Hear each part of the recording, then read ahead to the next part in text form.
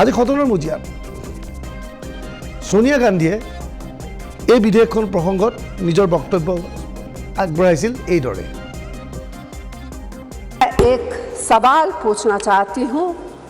पिछले 13 वर्षों से भारतीय स्त्रियां अपनी राजनीतिक जिम्मेदारी का इंतज़ार कर रही हैं और अब उन्हें कुछ वर्ष और इंतज़ार करने के लिए कहा जा रहा है। कितने वर्ष? 2 वर्ष, 4 वर्ष, 6 वर्ष, 8 वर्ष? क्या भारत की स्त्रियों के साथ बर्ताव उचित है? भारतीय राष्ट्रीय कांग्रेस की मांग है कि यह बिल फौरन अमल में लाया जाए,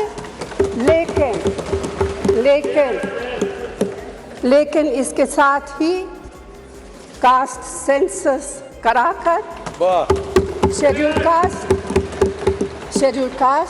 शेड्यूल ट्राइब, ओबीसीज की महिलाओं के आरक्षण की व्यवस्था की भी जाए।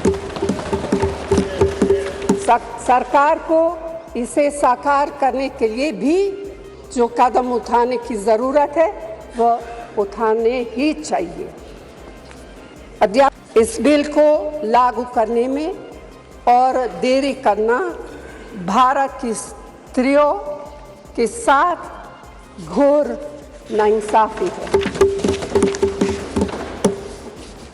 भारतीय राष्ट्रीय कांग्रेस की तरफ से मैं आपके द्वारा सरकार से मांग करती हूँ कि नारी शक्ति बंधन अधिनियम 2023 को उसके रास्ते की सारी रुकावटों को दूर करते हुए जल्दी से जल्दी लागू किया जाए। ऐसा करना न सिर्फ ज़रूरी है बल्कि संभव भी है। धन्यवाद। সদনৰ মজিয়াত অমিত শ্বাহে ঘোষণা কৰিছে যে লোকসভাৰ নিৰ্বাচন অনুষ্ঠিত হোৱাৰ পিছত সমষ্টি পুনৰ নিৰ্ধাৰণ হ'ব। সমষ্টি পুনৰ নিৰ্ধাৰণ হোৱাৰ লগে লগে লোকপিয়লৰ কাম অনুষ্ঠিত হ'ব। সেই কামবোৰ শেষ হোৱাৰ পিছতহে মহিলাৰ আসন সংৰক্ষণৰ বিধেয়কখন কাৰ্যকৰী কৰা হ'ব। কিন্তু কংগ্ৰেছে বাৰে বাৰে বিচাৰিছে যে তৎকালে এই আসন সংৰক্ষণৰ ব্যৱস্থা কৰিব লাগে। ৰাহুল গান্ধীয়ে এই ক্ষেত্ৰত এইদৰে বক্তব্য আগবঢ়াই সদনৰ মজিয়াত। तो मेरा सरकार को एक सुझाव है, सबसे पहले ये जो महिला का बिल है इसको आप पास कीजिए, आज पास कीजिए, ये जो आपके लागू कीजिए। और ये जो डिलिमिटेशन है जो आपने बोला है और ये जो सेंसस है इसकी कोई जरूरत नहीं है। 33% आप महिलाओं को सीधा दे दीजिए। और दूसरी बात इसको बदलिए, इसको आप बदलिए। कैमरा नहीं है सर, कैमरा नहीं है, आपको ही दिखाएंगे सर, पूरा भाषण में आपको ही दिखाएंगे। ये आप बदलिए। ये जो लिस्ट है ये ओबीसी समाज का अपमान है। 90 लोग हिंदुस्तान के सेक्रेटरी हैं, उनमें से 3 लोग ओबीसी समाज के हैं, 5% बजट को कंट्रोल करते हैं।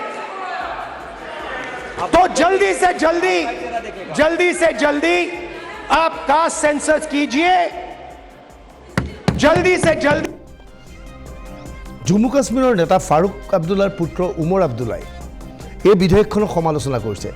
আচলতে ৰাজনৈতিক লাভালাভৰ বাবে মোদী চৰকাৰৰ ফালৰ পৰা এই বিধেয়কখন অনা হৈছে। সংসদৰ বিশেষ 5 দিনীয়া অধিৱেশনৰ আয়োজন কৰাৰ প্ৰয়োজনীয়তা ক'ত আছিল বুলিও উমৰ আব্দুল্লাই প্ৰশ্ন উত্থাপন কৰিছে। है कि इसके लिए पहले खसूसी डील ये होगा सेंसस के बाद नए सिरे से डिलिमिटेशन के बाद फिर ये लागू होगा। इसका मतलब ये है कि शायद 2029 से पहले तो कोई उम्मीद नहीं और मुमकिन है कि 2034 तक भी ये जा सकता है। अगर ये इतना लंबा सिलसिला है कि इसमें 10 साल तक लग सकते हैं ये रिजर्वेशन इम्प्लीमेंट करने में, तो इसके लिए स्पेशल सेशन की क्या ज़रूरत थी? ये तो सर्दियों में भी लाया जा सकता था। गवर्नमेंट पहले हमें ये समझाएं कि जिस बिल को इम्प्लीमेंट करने के लिए शायद 10 साल का वेट करना होगा, उसके लिए स्पेशल सेशन की कोई ज़रूरत नहीं थी। हम तो सोच रहे थे कि स्पेशल सेशन बुला के अभी पास होगा और इस इलेक्शन में लागू करेंगे, लेकिन बिल पढ़ने के बाद पता चला कि इसमें कम से कम 10 साल लगेंगे इसको इम्प्लीमेंट करने में। किसको इसके तहत रिजर्वेशन मिलनी चाहिए, क्या इसमें सब रिजर्वेशन होना चाहिए, पार्लियामेंट में बहस हो जाए, उस पर हम सारी बातें कर लेंगे।